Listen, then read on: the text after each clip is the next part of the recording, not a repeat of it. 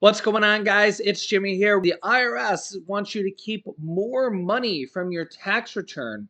We'll go over the details of that here in this video. We got a lot to catch you up on here right now, and we're going to jump right in. Thank you so much for liking and sharing these videos.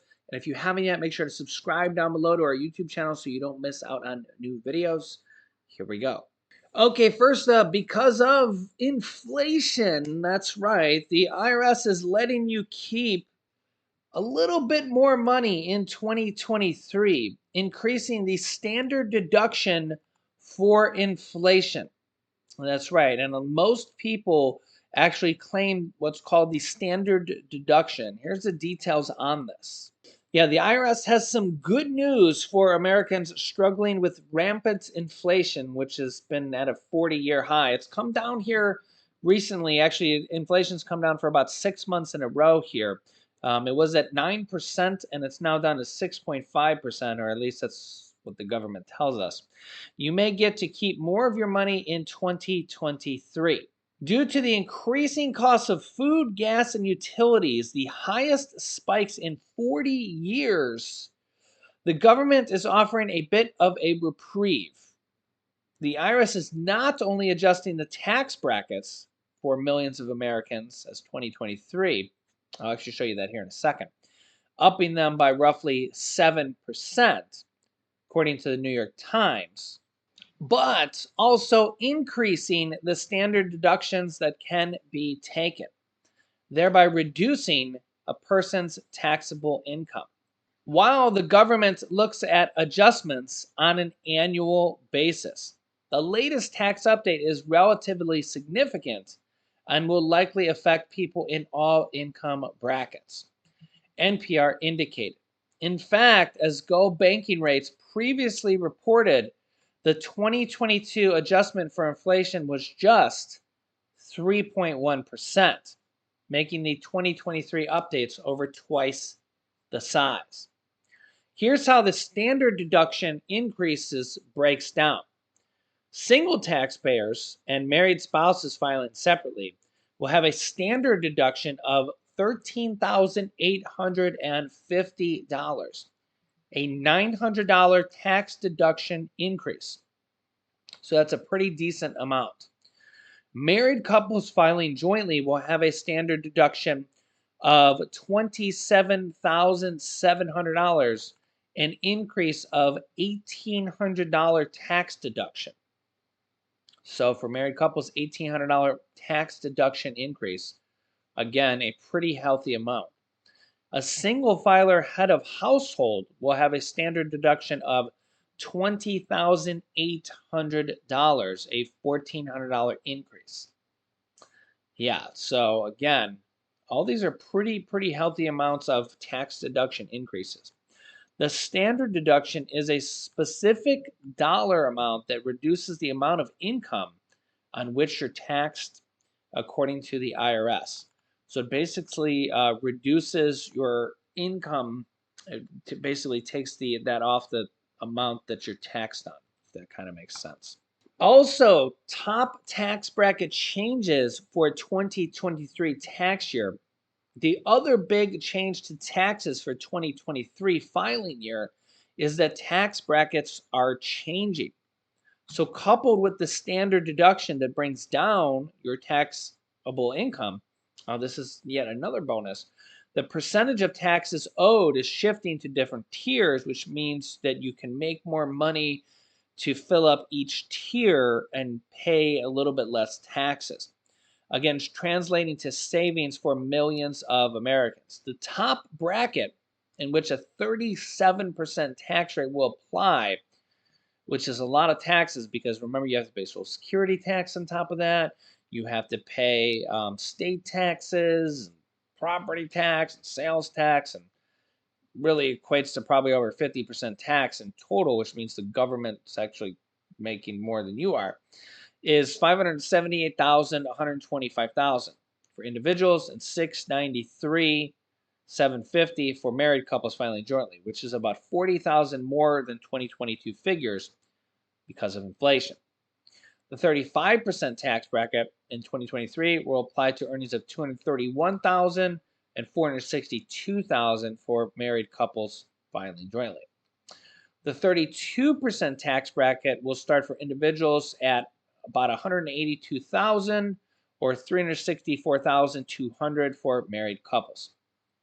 The 24% tax bracket will now rest at $95,375 for individuals and $190,750 for couples filing jointly in 2023. The 22% tax bracket will start at only $44,725, which is below the average income nowadays. Now, the average income for a single filer or a single person is in the $50,000 range, and $89,450 for married couples. The 12% tax bracket will apply for individuals earning over $11,000, but remember, you get the standard deduction. So basically, with the standard deduction, that pretty much wipes out that amount of income. While the lowest tax bracket with a 10% tax rate will apply to income below these figures. You can see here that these are the 2022 tax brackets for taxes due in 2023. This gives you a quick overview of the tax rate for single head of household and married filing jointly. I'll scroll down here a little bit so you can see the other brackets here. And that's for 2022. Here is for 2023. So you can see they have gone up. They have gone up here. Yeah. So again, the inflation is kind of worked out in at least those scenarios that you get a higher standard deduction, and you also get to make more money for each tax bracket to basically fill up those tax brackets and basically pay a little bit less taxes. Yeah, so let me know your thoughts here in the comments on that. So inflation does kind of actually work out in your favor per se for this, but on the other hand, it's working in a negative effect for taxes on Social Security because there is a law that was passed years ago. There was one in, I think it was in 1983 or in the early 80s, and then another one passed in the 90s that said the Social Security income would be taxed, and it has not been adjusted for inflation. And more people on Social Security are starting to hit those thresholds because they're not adjusted for inflation. Take a look here. Yeah, when the Social Security program was created in 1935, after the Great Depression, because a lot of people didn't have any retirement benefits at all then, unless they had some savings. Benefits were not taxed. That began to change in 1983, so my memory was correct, when Congress changed the rules so that up to 50% of Social Security benefits could be included in taxable income if a taxpayer's income was over a certain threshold. But that was based on 1983 income. And of course, inflation now makes that income seem not so high. Now, and again, more changes came in 1993, which raised the portion of certain Social Security benefits subject to taxation to up to 85% of your income could be subject to taxes. That change applied to higher income beneficiaries. So now, individuals with combined income between $25,000 and $34,000 will pay income tax on up to 50% of their benefits. And back then in the 80s, that used to be a decent amount of income, but now it's not. And for couples with incomes between $32,000 and $44,000, again, it's not a lot of money considering that the average amount of rent is $2,000 a month per rent.com. And the average working person makes $50,000 a year. And also, individuals with combined income of more than $34,000, as well as couples with more than $44,000, may pay tax on up to 85% of their benefits. you can see this quote here. There was the intent that it would only affect high income earners when it was first passed in 1983. But they never indexed that for inflation. And here we are, what, 40 years later. And now, though that income is not so high, so now it's actually saying that up to 50% of Social Security earners are actually getting taxed on their Social Security.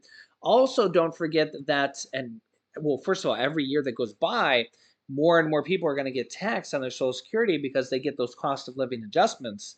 And they're getting bigger and bigger Social Security checks every year, even though they might not really seem bigger because of inflation and food costs and rent costs and electricity costs going up. But the checks are actually getting bigger and they're getting closer and closer to those tax thresholds. Yeah, that's a problem. And don't forget the Social Security is actually running out of money because they're paying out more benefits, but not necessarily growing per se in the trust fund because it's paying out more. So it's a problem here. It's a double problem. Yeah, it's Social Security is really all messed up here, and they're going to try to fix it. And yet more and more seniors are getting taxed. It's a massive problem here. So let me know your thoughts here in the comments. But don't forget, the other thing I wanted to say is that 11 states also tax Social Security benefits as well on the state level. Yeah, so I'll keep you up to date here with all this here. If you haven't yet, make sure to subscribe down below to our YouTube channel. It's completely free to do so. Click the bell icon after you click the subscribe button so you don't miss out on new videos that come out here every day on our YouTube channel at 10 a.m., 3 p.m., and 8 p.m. Eastern Standard Time. Also, thanks so much for liking and sharing these videos. Here's some videos you can watch next. You can click here to watch my newest video, and you can click here to see my newest video on some big news for Social Security and Medicare. So click on one of those videos next. Thanks for watching, guys, and I'll see you in the next video.